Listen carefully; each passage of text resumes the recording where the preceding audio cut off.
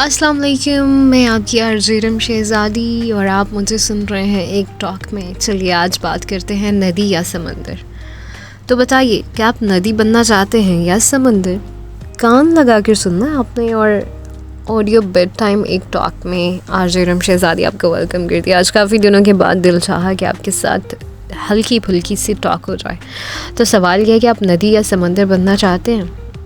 नदी या समंदर में फ़र्क क्या होता है जी? एक पत्थर जो उसमें डाला जाता है वो ना याद रखती है। उसके कानों में सनसनाहट, थरथराहट, कपकपाहट, चिपचिपाहट होती रहती है लेकिन वो कभी भूलती नहीं है कि इसमें कब, कहाँ और कितनी ज़ोर से पत्थर डाला गया था। वो हर एक पत्थर का निशाना, हर घाव याद रखती है कि नदी की बात हो रही है। आंसू की तरह कभी हंसती कभी रोती है, लेकिन भूलती नहीं है। मुस्कुराती है लेकिन रोती भी है। समंदर आंसुओं का हिसाब नहीं रखता। जो समंदर है ना गहराई में उतरता है।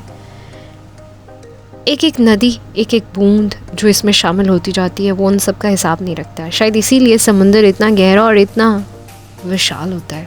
इसलिए नदी को पार करने के लिए पुल बना के जो है वो उसको क्रॉस किया जाता है, लेकिन समंदर को पार करने के लिए बहुत ऊंचे रास्ते होते हैं, आसान नहीं होते। समंदर को पार करना जो होता है वो आसान नहीं होता। तो कोशिश करें कि नदी बनने की बजाय समंदर बन जाए। समंदर तो अपने अंदर बहुत कुछ समेट लेता है, बहुत मजबूत होता है।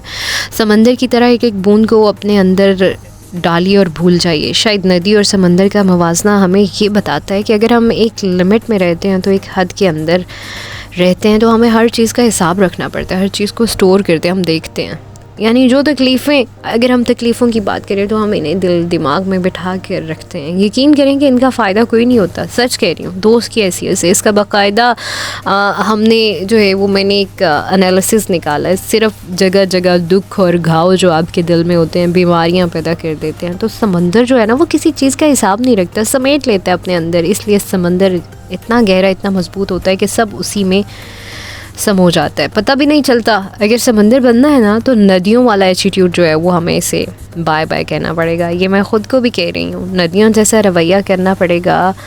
और मुझ में ऐसी कितनी प्रॉब्लम है जो कि नदियों की तरह, यानी छोटी छोटी होती है नदियाँ, उनमें हर चीज़ जो है वो वाज़े नज़र आती है, लेकिन समंदर उसके तो ख्वाब ही देखते हैं। बहुत से लोग हैं जिन्होंने समंदर पर घर भी बनाया। एग्जांपल दूँ मैं तो शाहरुख खान, हाँ, तो कामयाब है ना, वो कामयाबी उसने हासिल की। उसने ख़ुद भी समंदर बना और उसकी शख्सियत इतनी वसी है और उसने अपनी ज़िंदगी में अपना घर भी वहाँ पर बना लिया। हाँ, तो बताइए जी, आप नदियों वाला एटीट्यूड छोड़ रहे हैं? छोड़ना पड़ेगा। आप नदी हैं या फिर समंदर, फिर उसके मुताबिक ज़िंदगी गुजारनी पड़ेगी। हाँ, कोशिश ज़रूर करनी चाहिए और मैं भी कोशिश कर रही हूँ। और हर एक तकलीफ़ को अपने सिस्टम से निकालिए और समंदर बन जाइए, क्योंकि समंदर पे कब्ज़ा करना बड़ा मुश्किल होता है।